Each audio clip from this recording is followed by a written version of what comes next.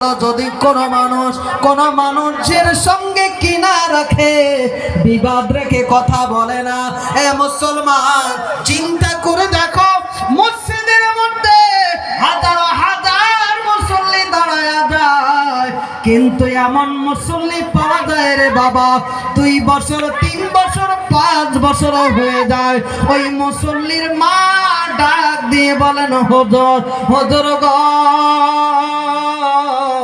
একটু আমার জন্য দোয়া করো, আমার সন্তানের জন্য দোয়া করো হুজুর।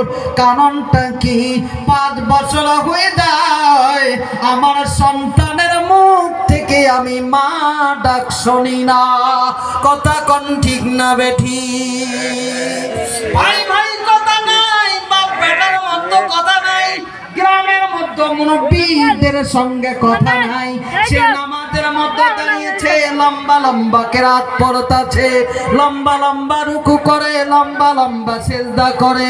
আল্লাহর নবী জানায় দেন, ওই মানুষকেও আল্লাহ পাক আল্লাহ তাআলা মাফ করবে না।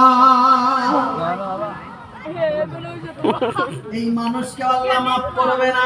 3 নাম্বার নবীজি আমার জানায়া দেন, হে মুসলমান ও নওজোয়ান বন্ধু, একটু কান খোলা শুনে নাও, পৃথিবীর জমিনের ভিতরে সমস্ত মানুষকে আল্লাহ পাক আল্লাহ তাআলা মাফ করে দিবেন, কিন্তু 3 প্রকার, 3 নম্বর একজন লোক আছে, আল্লাহ পাক আল্লাহ তাআলা ওই 3 নম্বর লোকটাকে মাফ করবেন না।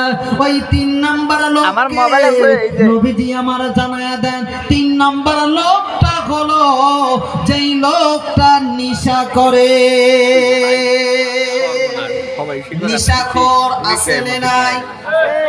আছে না নাই? আমার বন্ধুগণ হয়তো বলতে পারেন, হুজুর আমার দেশে ওই রকম নেশাখোর নাই, তোমরা জানেন না হয়তো। বাবা, আজকে মুসলমান এমন নেশা করে, ডিজিটাল নেশা, ধরে কোন ঠিক না বেঠিক? হুজুর আমরা এটা খাই না, ওই ওটা খাই না, কিন্তু দেখবেন একলা একলা সন্ধ্যায় দেয় কি দেয় না?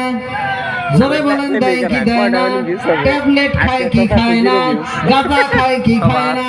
এমনও কি ফতোয়া দেয়, আমরা ওই বইয়ের মধ্যে কোরআনের মধ্যে পড়েছি, গঞ্জ বড় গাছা জবর গাছা, তার সাথে আমরা বলি খা জবর খা গাছা খা।